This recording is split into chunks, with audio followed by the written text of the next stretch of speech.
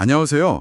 오늘은 그 전쟁 같은 맛이라는 책으로 잘 알려진 사회학자시죠? 그레이스 엠조 교수가 왜 다시 동두천을 찾았는지 그 이야기를 좀 해보려고 합니다. 네, 어머니의 삶과 또 아주 아픈 역사가 얽힌 곳이잖아요. 맞아요.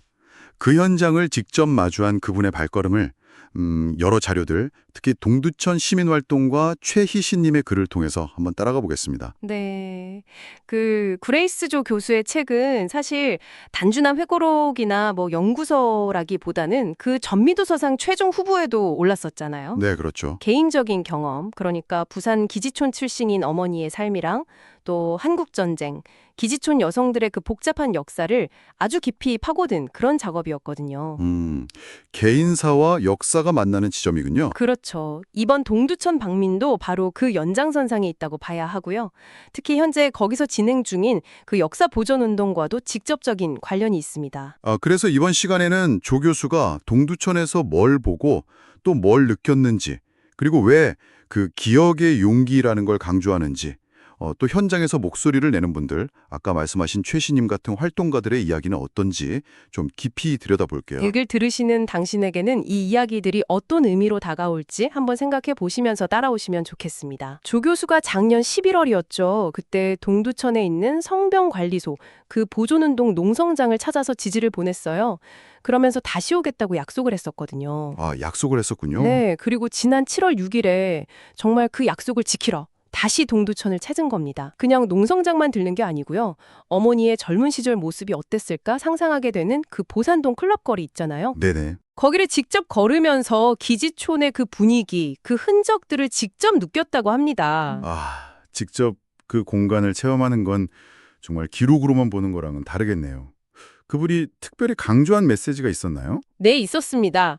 과거에 어떤 일이 있었는지 그 진실을 우리가 외면하지 말고 직시해야 한다. 이 점을 아주 분명히 했어요. 진실을 직시해야 한다. 네.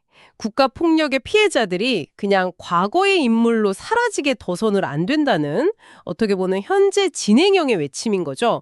이건 그 성병관리소 보존을 외치는 최이신님 같은 활동가들의 목소리하고도 정확히 같은 맥락이고요. 그렇군요. 진실을 마주할 용기, 그 여정이 상패동 공동묘지로도 이어졌다고 들었는데요.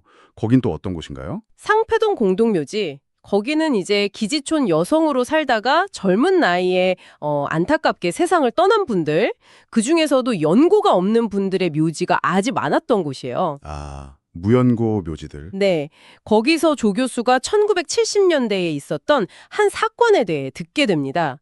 미군한테 폭행당해서 숨진 여성이 있었는데 다른 여성들이 그분을 위해서 직접 꽃상여를 메고 미군 기지 앞까지 가서 사과를 요구했다는 거예요. 와, 1970년대 여성들이요?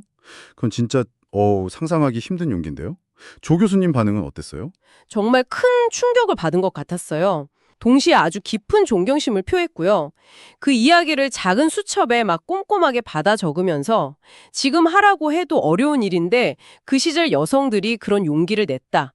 가장 아픈 사람이 오히려 힘을 낸 거다. 이렇게 말했다고 합니다. 가장 아픈 사람이 힘을 냈다. 네. 이게 그냥 옛날 이야기가 아니라 지금 우리한테 기억하려는 용기가 도대체 왜 필요한 건지 그걸 딱 보여주는 장면이었죠. 그 말이 참 울림이 크네요. 그 이후에 저녁 식사 자리도 있었다면서요? 그때 최신님을 비롯한 다른 활동가분들도 함께 하셨다고요? 네, 맞습니다. 조 교수를 만나려고 최희신님을 포함해서 여러 시민 활동가분들이 오셨어요. 식사 메뉴가 또 흥미로운데 조 교수 책 전쟁 같은 맛에도 나오는 떡으로 만든 떡국이었어요. 떡고 의미가 있네요. 네, 그렇죠. 그 자리에서 조 교수가 좀 눈물을 글썽이면서 이번 동두천 경험을 꼭 다음 책에 담겠다고 약속을 했습니다. 사실 어머니에 대한 기억 때문에 한국 방문 자체가 본인에게는 큰 용기가 필요한 일이었는데 활동가들을 만나면서 이 기억을 정말 잊지 말아야겠다. 이 다짐이 더 강해졌다고 그렇게 고백을 했어요. 개인적인 어떤 치유의 과정이랄까, 그런 여정이 공동체의 역사 기억투쟁과 만나는 참 중요한 순간이었겠네요. 조 교수가 요즘 다른 연구도 진행 중이라고 하던데요. 네. 그 한국전쟁 전후에 있었던 민간인 학살 사건이죠. 보도연맹 사건. 그거랑 관련된 당신 외가의 가족사를 연구 중이라고 해요. 아, 보도연명까지. 네. 그러면서 이런 말을 했대요. 내 가족사와 한국의 역사가 결국은 하나의 강물처럼 흐른다는 걸 알게 됐다. 개인의 이야기가 결코 이 거대한 역사의 흐름과 동떨어져 있지 않다는 거죠. 결국에는 개인의 기억, 가족의 기억이 곧 역사와 분리될 수 없다는 말씀이시네요. 정확합니다. 그래서 조 교수는 기지촌 역사를 기억하려고 애쓰는 동두천 시민들의 노력이 있기 때문에 이 역사는 절대 잊히지 않을 거라고 강조했습니다. 그 성병 관리소 보존 문제도 단순히 건물 하나를 남기는 차원이 아니라 그게 바로 우리 모두의 역사를 기억하는 일이라면서요. 그 300일 넘게 농성 이어오신 시민분들하고 같이 사진도 찍으면서 아주 강한 연대의 마음을 보여줬습니다.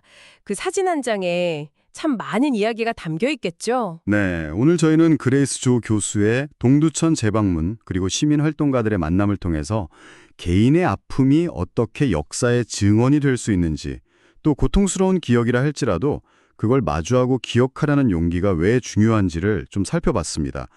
특히 최희신님 같은 분들의 정말 끈질긴 활동과 조 교수의 여정이 만나서 만들어내는 그 기억 연대의 힘을 느낄 수 있었던 것 같아요. 맞아요. 이분들의 이야기는 우리에게도 질문을 던지는 것 같습니다.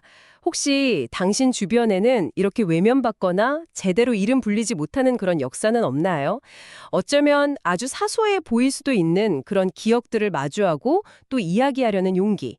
그 용기가 우리 사회를 아주 조금이라도 더 나은 방향으로 이끌어가는 시작점이 될 수 있지 않을까. 한 번쯤 생각해 보시면 어떨까 싶습니다.